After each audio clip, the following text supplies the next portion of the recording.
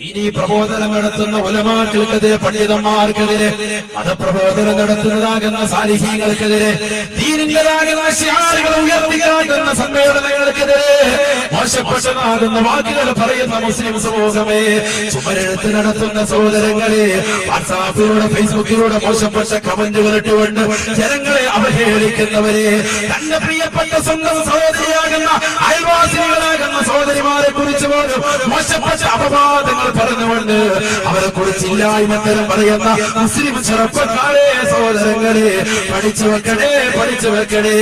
ആദ്യമായി ആക്ഷേപം ചൊരിഞ്ഞതാകുന്ന അബൂലഹബിനെ കുറിച്ച് അല്ലാഹുവിന്റെ വിശുദ്ധ ഖുർആനിൽ ആയത്ത് ഇറങ്ങുകയാണ്. തമ്മത് യദാ അബീ ലഹബ് വതബ്ബാ. അബൂലഹബ് നശിച്ചിട്ട്, അബൂലഹബ് നശിച്ചിരിക്കുന്നു. മാ അഗ്നാ അൻഹു മാലുഹു വമാ കസബ്. അബൂലഹബ് ഈ ഭൂമുഖത്ത് ഒരുമിച്ച് കൂട്ടിയതാകുന്ന കോടാനുകോടി ദീനാറുകൾ അവന്റെ ജീവിതത്തിൽ പ്രയോജനം ചെയ്യൂല, അവന്റെ ജീവിതത്തിൽ അവനെ രക്ഷപ്പെടുത്തൂല. ദുനിയാവിലെ അപകടങ്ങളിൽ നിന്ന് മാത്രമല്ല, നാളെ ആഖിറത്തിലും അബൂലഹബ് രക്ഷപ്പെടൂല എന്ന് പരിശുദ്ധ ഖുർആൻ ആയത്തിറക്ക. എവിടെ കൊണ്ട് എത്തിച്ചവനെ? കത്തിജ്വലിക്കുന്ന നരകത്തിലേക്ക് അല്ലാഹുവിനെ എത്തിച്ചു. അല്ലാഹു കാത്തിരക്ഷിക്കും. അല്ലാഹു പറഞ്ഞില്ലേ, സയസ്ലാ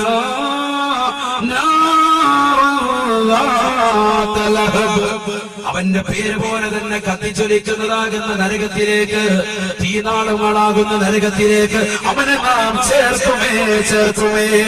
പിന്നീട് നാം അവനെ കത്തിച്ചൊലിക്കുന്നതാകുന്ന നരകത്തിലേക്ക് എത്തിക്കുമേ. പരിശുദ്ധ ഖുർആൻ ഹബീബായ നബി സല്ലല്ലാഹു അലൈഹി വസല്ലമ തങ്ങൾ നടക്കുന്ന വഴിയിലൂടെ പ്രവാചക പൊങ്കവരെ ബുദ്ധിമുട്ടിക്കാൻ വേണ്ടി കല്ലുമുളിച്ചെടികൾ വാരി വിതറിയതാകുന്ന പ്രവാചകന്റെ ഏറ്റവും കൂടുതൽ ശത്രുത വെച്ചതാകുന്ന പ്രവാചകന്റെ മൂർത്തുമ്മയാകുന്ന ഹമ്മാലത്ത് പരിശുദ്ധ ഖുർആൻ പരിചയപ്പെടുത്തിയ അബൂലഹബിന്റെ ഭാര്യയാകുന്ന വിറക് ചുമക്കുന്നതാകുന്ന പെണ്ണിനും നരകത്തിലാണെന്ന് പരിശുദ്ധ ഖുർആൻ. എന്തുകൊണ്ട് സംഭവിച്ചതാ? അഷ്റഫുൽ സയ്യിദുനാ റസൂലുള്ളാഹി സ്വല്ലല്ലാഹു അലൈഹി വസല്ലം തങ്ങളെ എതിർത്തപ്പോൾ സംഭവിച്ചതാ. ഇങ്ങനെ വിശുദ്ധമായ ഖുർആനിൽ നിങ്ങൾ ആയത്തെടുത്ത് നോക്ക്. അല്ലാഹുവിന്റെ റസൂൽ സ്വല്ലല്ലാഹു അലൈഹി വസല്ലം തങ്ങൾക്ക് എന്ത് വിഷമം സംഭവിച്ചാലും ആ വിഷമങ്ങൾ ഉണ്ടാകുന്ന സന്ദർഭത്തിലെല്ലാം അല്ലാഹു സുബ്ഹാനഹു വ തആല ആയത്തുകൾ ഇറക്കി നോക്ക്. അപ്പോഴൊക്കെ അല്ലാഹു ആയത്ത് അടിക്കടി റസൂലുള്ളാഹിന്റെ വിവാഹം കഴിഞ്ഞു, സൈനബാവിയും ഒത്തിട്ട് വിവാഹം കഴിഞ്ഞു. അല്ലാഹുവിന്റെ റസൂലിന്റെ ഭാര്യമാരുടെ പേര് പക്ഷേ നമുക്ക് പരിപൂർണമായി അറിയൂല. റസൂലുള്ളാഹിന്റെ മക്കളെ കുറിച്ച് പഠിക്കാൻ, റസൂലുള്ളാഹിന്റെ സഹധർമ്മികളെ കുറിച്ച് പഠിക്കാൻ അല്ലാഹു നമുക്ക് തൗഫീഖ് തരട്ടെ.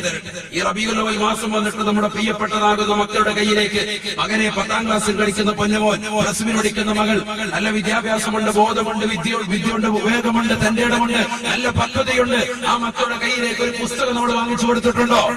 പിന്നെന്ത് പ്രവാചക സ്നേഹം. നമ്മുടെ മൗലിദുകൾ ചെല്ലുന്നു, പ്രവാചകന്റെ പേരിൽ നമ്മൾ സദസ്സുകൾ സംഘടിപ്പിക്കുമ്പോ അഷ്റഫുൽ സയ്യിദുനാ റസൂലുള്ളാഹി സ്വല്ലല്ലാഹു അലൈഹി വസല്ലം തങ്ങളെ കുറിച്ചുള്ള അറിവ്, പ്രവാചകന്റെ ഭാര്യമാരെ കുറിച്ചുള്ള എണ്ണം, പ്രവാചകന്റെ മക്കളെ കുറിച്ചുള്ള എണ്ണം പോലും നമുക്കറിയാത്ത അവസ്ഥ. ഹബീബായ നബി മുഹമ്മദ് റസൂലുള്ളാഹി സ്വല്ലല്ലാഹു അലൈഹി വസല്ലം തങ്ങൾ വിവാഹം കഴിച്ചു.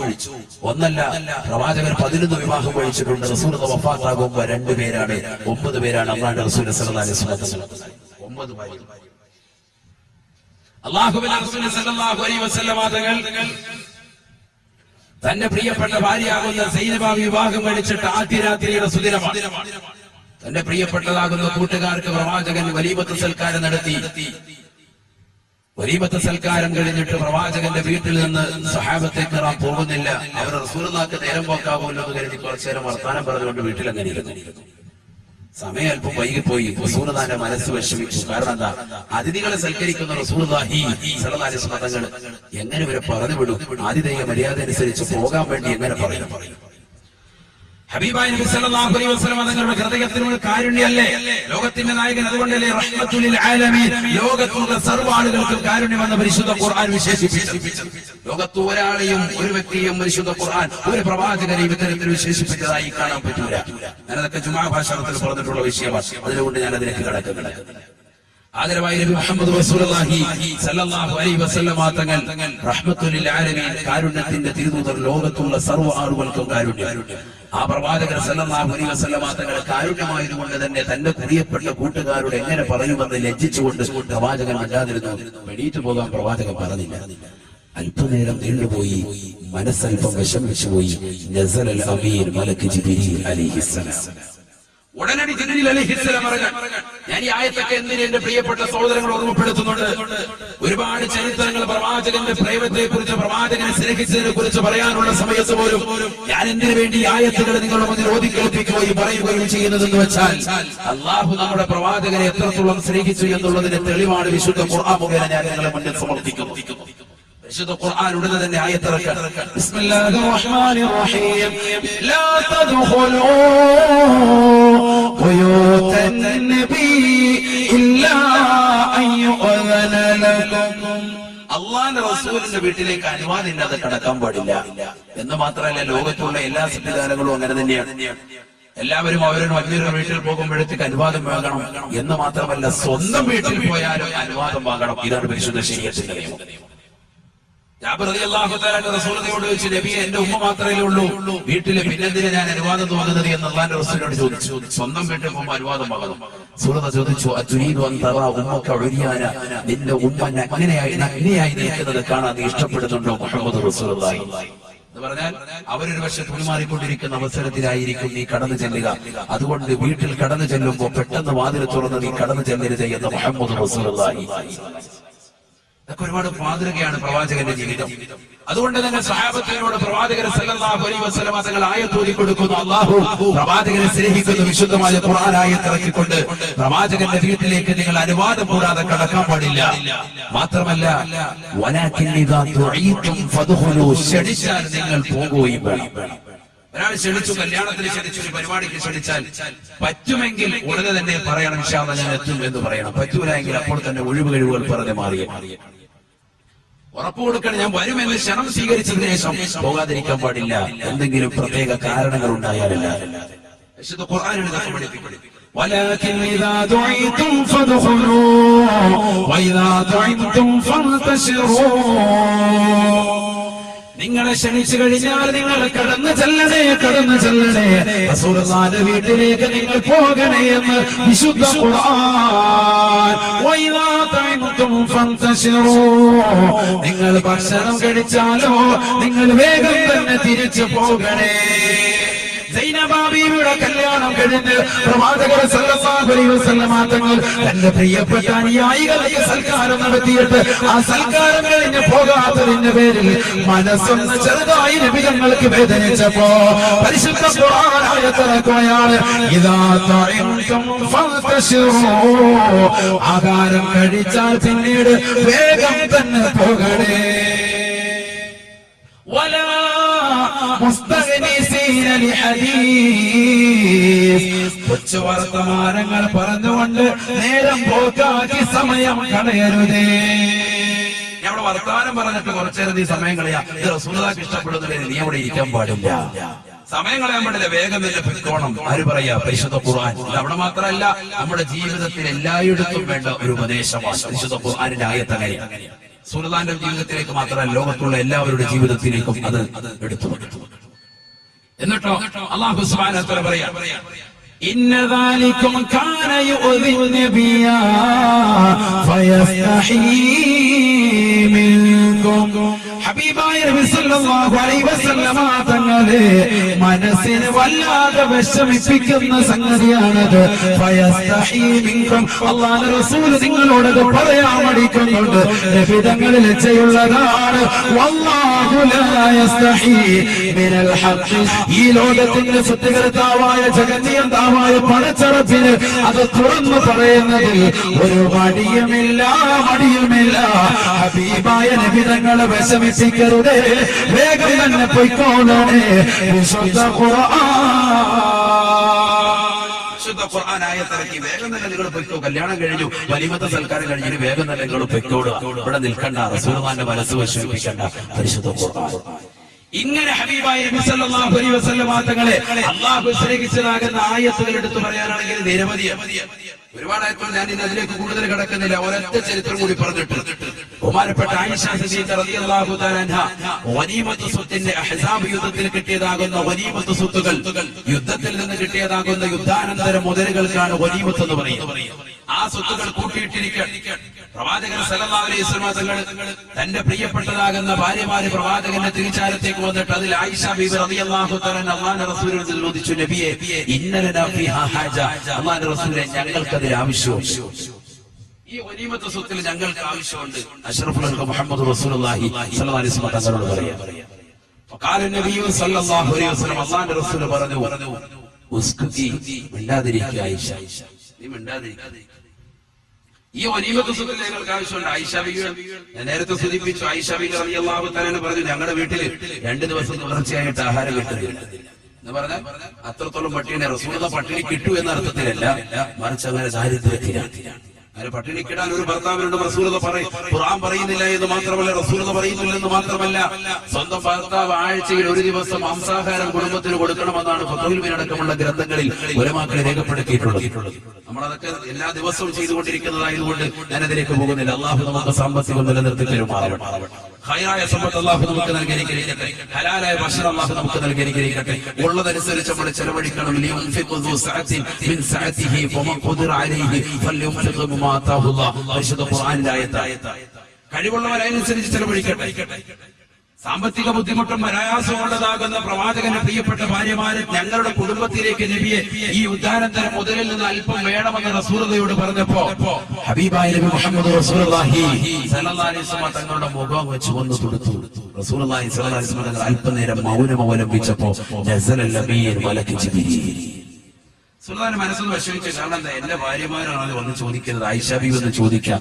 പട്ടിണി മൂലമാണ് ചോദിക്കുന്നത്, ബുദ്ധിമുട്ടുള്ളത് കൊണ്ടാണ് ചോദിക്കുന്നത്. അല്ലാഹുവിന്റെ റസൂൽ സല്ലല്ലാഹു അലൈഹി വസല്ലം തങ്ങളുടെ മനസ്സുമായി ചെറുതായിട്ട് വേദനിച്ചപ്പോ ഉടനെ തന്നെ ആയത്ത് കൊണ്ട് ഇറങ്ങി. ഇതൊക്കെ നമ്മുടെ ജീവിതത്തിൽ നമ്മൾ മനസ്സിലാക്കേണ്ട വിഷയം. ആ ആയത്തിറങ്ങിയപ്പോ റസൂൽ ആയിഷ ബീവിയോട് سر الريح المصطفى وزد إقامة به زرت حامي زاويا عن قلبك زلزال زال لا إله إلا الله وركت لا إله إلا الله محمد رسول الله ربه لم يعرف ولم يروب ربيبه لكن أضل القوم بالآراء لا إله إلا الله إلا الله لا إله إلا الله محمد رسول الله. നീ സ്വീകരിക്കണയല്ല, ഈ സദസ്സ് നീ സ്വീകരിക്കണയല്ല. ഈ സദസ്സിലേക്ക് സംഭാവന നൽകുന്ന മുഴുവൻ സഹോദര സഹോദരിമാരെയും നീ കബൂലാക്കണയല്ല. എല്ലാ വിഷമങ്ങളും പ്രയാസങ്ങളും നീക്കി കൊടുക്കണയല്ല. അപകടങ്ങളെ തൊട്ട് ദുരിതങ്ങളെ തൊട്ട് വിപത്തുകളെ തൊട്ട് നീ കാത്തു രക്ഷിക്കണയല്ല. ഖൈറും ബറക്കത്തും ചൊരിയണയല്ല. മക്കളെ സാലിഹീങ്ങളിൽ ആബദീങ്ങൾ ഉൾപ്പെടുത്തണയല്ല. അവപ്പെട്ട സഹോദര സഹോദരിമാരുടെ ഈ സദസ്സിൽ ഒരുപാട് ലക്ഷ്യങ്ങൾ പ്രാപ്തികൽപ്പിക്കാൻ വേണ്ടി വന്നവരാണ്. അവരുടെ സദസ്സുകളെല്ലാം തന്നെ നീ കബൂലാക്കണയല്ല. പ്രത്യേകിച്ച് ഈ സദസ്സ് നീ സ്വീകരിക്കണം റബ്ബേ. നിയ്യത്തുകൾ മുഴുവനും നീ സാധൂകരിച്ചു കൊടുക്കണേ അല്ലാഹ്. ആദരവായ നബി മുഹമ്മദ് റസൂലുള്ളാഹി സ്വല്ലല്ലാഹു അലൈഹി വസല്ലമ തങ്ങളുടെ ആയിഷ ബീവി റളിയല്ലാഹു തആല പറഞ്ഞു, നബിയെ ഈ അഹ്സാബ് യുദ്ധത്തിൽ കിട്ടിയതാകുന്ന ഗനീമത്ത് സ്വത്തിൽ നിന്ന് അല്പം, എല്ലാം വേണ്ട, അല്പം ഒന്ന് കിട്ടിയക്കൊള്ളാം. فقال النبي صلى الله عليه وسلم حبيبا നബി സല്ലല്ലാഹു അലൈഹി വസല്ലമ തങ്ങളുടെ അടുക്കൽ ജിബ്രീൽ വന്നുകൊണ്ട് ആയത്തിറക്കിയപ്പോ ഹബീബായ നബി സല്ലല്ലാഹു അലൈഹി വസല്ലമ തങ്ങൾ ആയിഷ ബീവിയെ വിളിക്കുകയാണ്. ആയിഷ ബീവി റളിയല്ലാഹു തആല അൻഹയോട് പറഞ്ഞത്രേ, യാ ആയിഷ ഇന്നി അദ്കുറു ലക അമറാ യാ ആയിഷ ഇന്നി അദ്കുറു ലക അമറാ. ആയിഷ ആയിഷ ഞാൻ നിന്നോടൊരു കാര്യം പറയാൻ പോവുകയാണ്. ഞാൻ നിന്നോടൊരു കാര്യം പറയാൻ പോവുകയാണ്. ഈ ആ കാര്യത്തിൽ തീരുമാനമെടുക്കരുത്.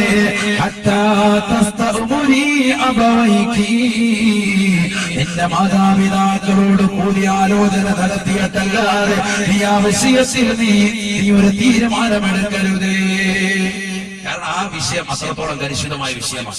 അതുകൊണ്ട് റസൂലുള്ളാഹി പറഞ്ഞു, നീ ഒറ്റയ്ക്ക് തീരുമാനം എടുക്കണ്ട, നീ ആരോട് കൂടി ആലോചിക്കണം? ബാപ്പായോടും ഉമ്മായോടും നീ ആലോചിക്കണം. ആര് പറയാ? മുഹമ്മദ് റസൂലുള്ളാഹി. ഹബീബായ നബി സല്ലല്ലാഹു അലൈഹി വസല്ലമ തങ്ങളുടെ ഈ വർത്തമാനം കേട്ടപ്പോ ആയിഷ ബീവി റളിയല്ലാഹു തആല അൻഹയ്ക്ക് മനസ്സിലായി കാര്യം എന്തോ ഗൗരവമുള്ള വിഷയമാണ്. ഹബീബായ നബി തങ്ങളോട് ചോദിച്ചു അത്രേ, വമാ ഹുവ യാ റസൂലല്ലാഹ്, എന്താണ് നബിയേ, എന്താണ് നബിയേ, എന്താണ് കാര്യമെന്ന് തുറന്ന് പറയണേ നബിയേ. ഹബീബായ നബി സല്ലല്ലാഹു അലൈഹി വസല്ലമ തങ്ങൾ ആയിഷ ബീവി റളിയല്ലാഹു തആല അൻഹയോട് വീണ്ടും പറയുകയാണ്, യാ ആയിഷ ഇന്നി അദ്കുറു ലകി മറാ, ഞാൻ നിന്നോടൊരു കാര്യം പറയാൻ പോവുകയാണ് ആയിഷ, ഒരു കാര്യം നിന്നോട് ഞാൻ പറയാൻ പോവുകയാണ്. ഇത് പടച്ചറപ്പിന്റെ കൽപ്പനയാണ് ആയിഷ. ലാ തസ്തഉമുരി ഹത്താ തസ്തഉമുരി അബവൈകി, എന്റെ പ്രിയപ്പെട്ട മാതാപിതാക്കളോട് കൂടി ആലോചന നടത്തിയിട്ടല്ലാതെ നീ സ്വന്തമായിട്ട് തീരുമാനം ആ വിഷയത്തിൽ നീ എടുക്കരുതേ ആയിഷ. ആയിഷ ബീവി റളിയല്ലാഹു തആല അൻഹ ഹബീബായ നബി തങ്ങളോട് വീണ്ടും ചോദിക്കുകയാണ്, വമാ ഹുവ യാ നബിയേ, നബിയേ, എന്താണ് കാര്യമെന്ന് തുറന്നു പറയണേ നബിയേ, എന്താണ് കാര്യമെന്ന് അവിടുന്ന് തുറന്നു പറയണേ നബിയേ. ഹബീബായ നബി തങ്ങൾ വീണ്ടും ഓർമ്മപ്പെടുത്തുകയാണ്, കാര്യം ഇതൊരു നിസ്സാര വിഷയമല്ല. അഹ്സാബ് യുദ്ധത്തിൽ കിട്ടിയതായിരുന്ന ഗനീമത്ത് സ്വത്തുക്കള് തന്റെ പ്രിയപ്പെട്ട അനുയായികൾക്ക് വേണ്ടി വീതിക്കാൻ വെച്ചിരിക്കുന്നതാണ്.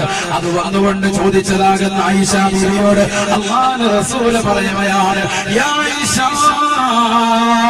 ഇന്നി അദ്കുറു ലകി അമറാ, ആയിഷ ആയിഷ, ഞാൻ നിന്നോടൊരു കാര്യം പറയാൻ പോവുകയാണ്. ആ കാര്യത്തിന്റെ തീരുമാനം നീ ഒറ്റക്കെടുത്ത് കളയരുത് ആയിഷ. ഹത്താ തസ്തഉമുരി അബവൈഹി, എന്റെ മാതാപിതാക്കളോട് കൂടി ആലോചന നടത്തണേ.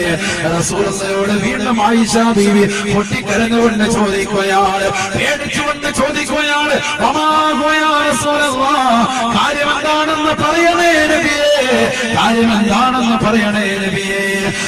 നബിയോ സല്ലല്ലാഹു അലൈഹി വസല്ലം, ഹബീബായ നബി സല്ലല്ലാഹു അലൈഹി വസല്ലം തങ്ങൾ ജിബ്രീൽ വന്നുകൊണ്ട് ഓതിക്കൊടുത്ത വിശുദ്ധ ഖുർആനിൽ ആയത്ത് ഓതുകയാണ്.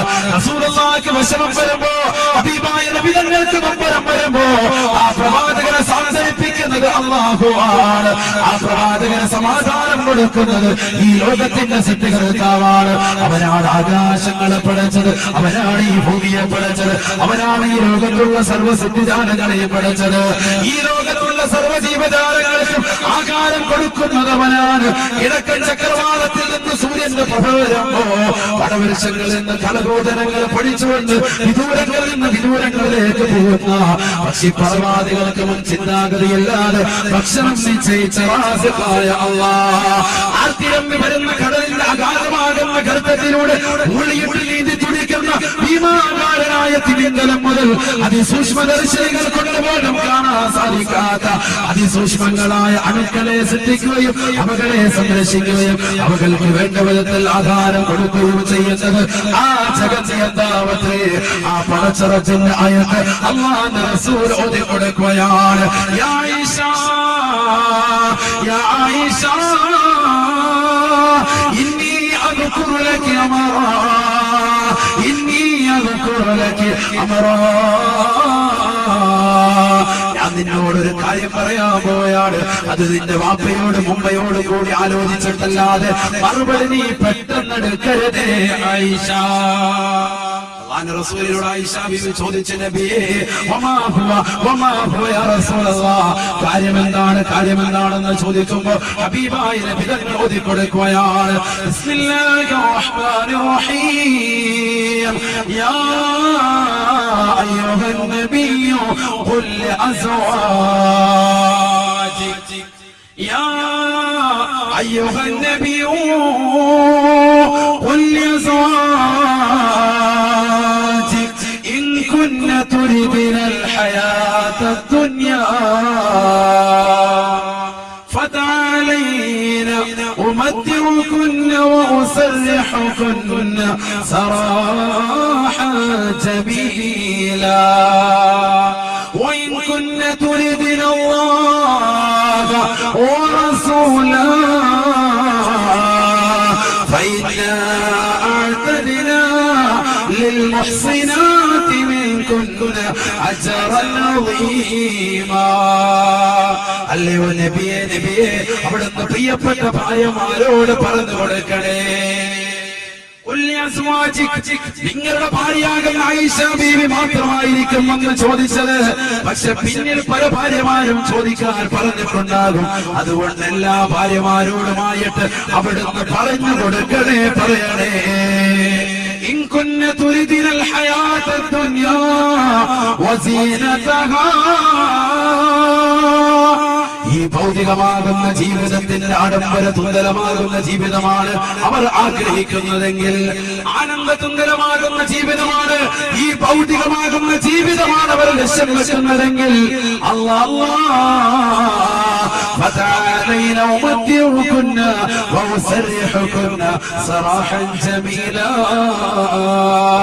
എന്നാൽ സുന്ദരമാകുന്ന ദുന്യവിയായ ജീവിതം അല്ലാഹു അവർക്ക് സമ്മാനിക്കുന്നതാണ്. وإن تردن الله ورسوله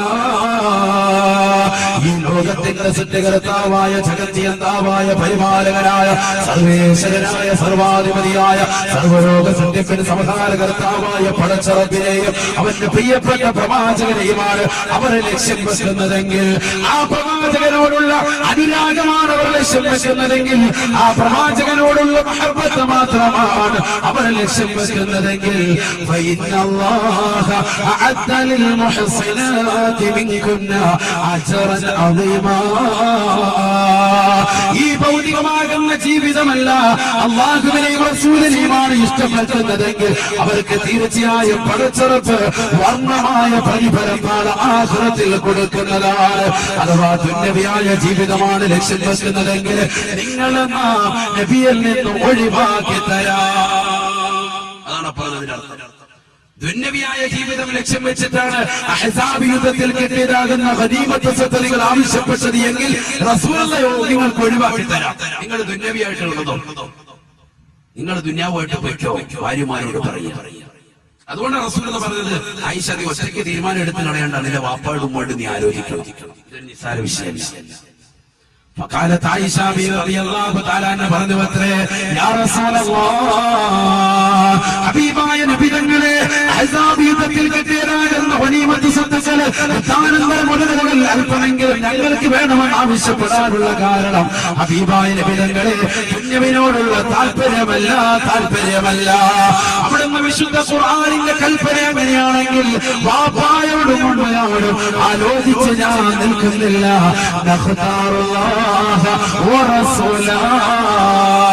അല്ലാഹുവിനെയും അവന്റെ റസൂലിനെയും ഞങ്ങൾ ഇഷ്ടപ്പെടുകയാണ്. ഞങ്ങൾക്ക് ദുന്യാവ് വേണ്ട.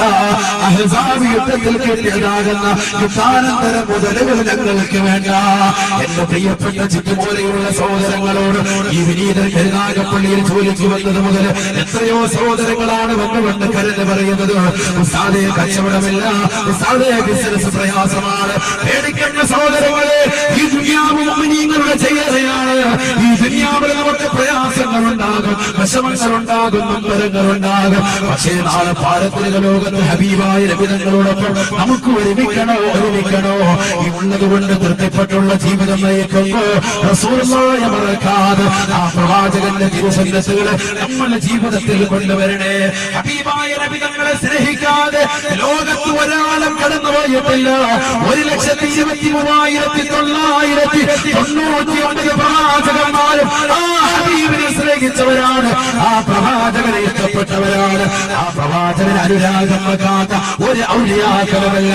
ബഹുമാനപ്പെട്ട ശൈഖുനാ തലവാ ഉസ്താദ്, ബഹുമാനപ്പെട്ട നമ്മുടെ റഈസുൽ മശീഖുദ്ദീൻ ഉസ്താദ്, ഈ നഗരത്തിൽ നിലകൊള്ളുന്ന യൂനുസ് ബിൻ ഉസ്താദ് അടക്കമുള്ള സാത്വികരാകുന്ന ഉലമാക്കൾ, ഇവിടെ വാഴ്ന്നു പറഞ്ഞ ഉസ്താദുമാരും ഈ സന്യമാക്കിയ അലിമീങ്ങളും അവരെല്ലാവരും റസൂലുള്ളാഹിയെ പ്രിയപ്പെടുന്ന അറിയുന്നവരാണ്. അതുകൊണ്ടാണ് ആലിമീങ്ങള് മുദരിസീങ്ങളൊക്കെ ഈ സദസ്സിൽ വന്നിരുന്നിട്ടുള്ളതും. അവരെല്ലാവരും റസൂലുള്ളാഹിയോടുള്ള മഹബ്ബത്താണ്.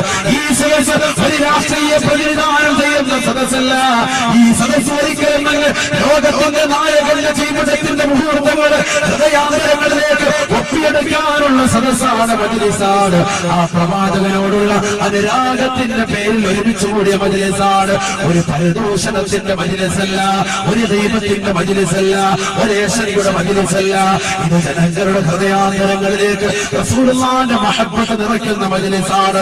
അറിയുമോ നിങ്ങൾക്ക് ബഹുമാനപ്പെട്ട ബിലാൽ ഇബ്നു റബാഹ് റളിയല്ലാഹു തആല അൻഹുവിനെ അറിയുമോ?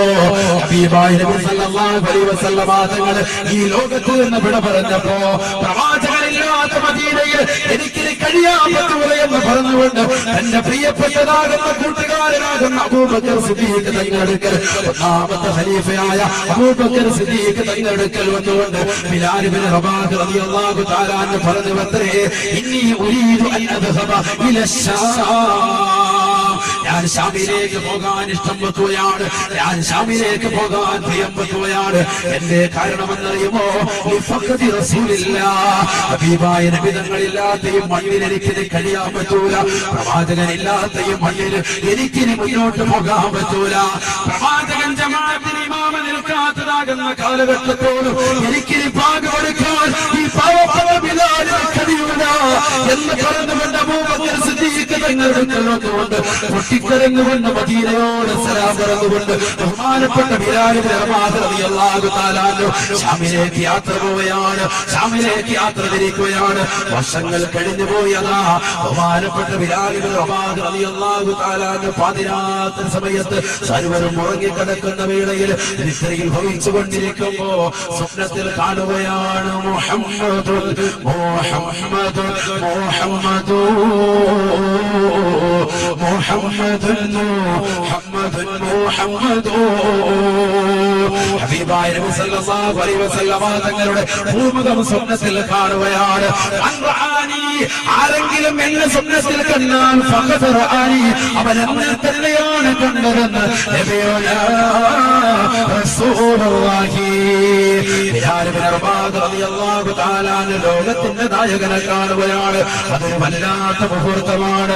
എന്റെ പ്രിയപ്പെട്ട സഹോദരങ്ങളോട്, എന്റെ കേരളത്തിന്റെ കഷ്ടങ്ങളാകുന്ന യുവാക്കളോട്, എന്നെ സ്നേഹിക്കുന്ന, ഞാൻ സ്നേഹിക്കുന്ന എന്റെ പ്രിയപ്പെട്ട കരുനാഗപ്പള്ളി ചെറുപ്പക്കാരോട്, എന്റെ പ്രിയപ്പെട്ട സഹോദരിമാരോട് എനിക്ക് ചോദിക്കാനുള്ളത്, നബി തങ്ങളെ നമ്മൾ ജീവിതത്തിൽ സ്വപ്നത്തിൽ കണ്ടിട്ടുണ്ടോ? ആ പ്രവാചകരെ കണ്ടവർ എത്രയെത്ര അലിമീങ്ങളാണ്. ഇമാം ബുഖാരി റളിയല്ലാഹു തആല അൻഹു കണ്ടുപോയി, ഇമാം മുസ്ലിം റളിയല്ലാഹു തആല അൻഹു കണ്ടുപോയി, ഇമാം അബൂ ദാവൂദ് റളിയല്ലാഹു തആല അൻഹു കണ്ടുപോയി, ഇമാം തിർമിദി കണ്ടുപോയി. എത്രയെത്ര അലിമീങ്ങളാ കണ്ടുപോയത്. ലോകത്തുള്ള മുഴുവൻ സജ്ജനങ്ങളും കണ്ടുപോയി ആ പ്രവാചകരെ. പക്ഷെ നമുക്ക് കാണാനുള്ള കണ്ണില്ലാതായി പോയി.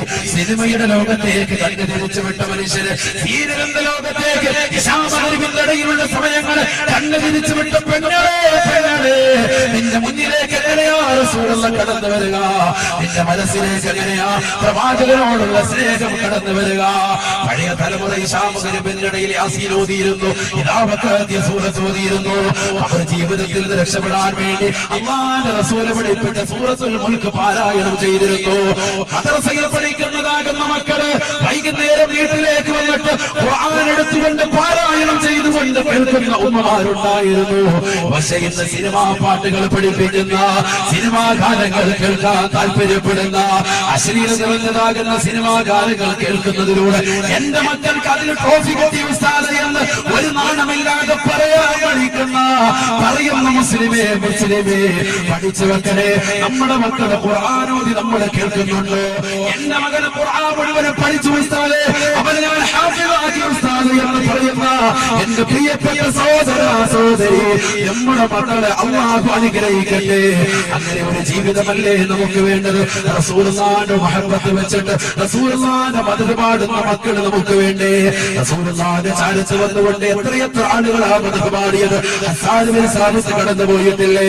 റസൂലുള്ളാഹിന്റെ മദ്ഹ് പാടി എത്രയെത്ര സഹാബത്താ കടന്നുപോയത്, എത്രയെത്ര ആലിമീങ്ങളാണ് നബിയെ മദ്ഹ് ചെയ്തുകൊണ്ട് പ്രകീർത്തിച്ചുകൊണ്ട് ബിംബങ്ങളിൽ എത്രയെത്ര കവിതകളാണ് ലഭിച്ചത്. റസൂലുള്ളാഹിന്റെ ചാരത്തുകൊണ്ട് പൊട്ടിക്കരഞ്ഞതാകുന്ന ആളുകളില്ലയോ? റസൂലുള്ളാഹിന്റെ മണ്ണിനെ വന്നുകൊണ്ട് കൈവെള്ളയിൽ വെച്ചുകൊണ്ട് ചുംബിച്ചതാകുന്ന ആളുകളില്ലയോ? വല്ലാഹി മുഹമ്മദ് അസിയദു.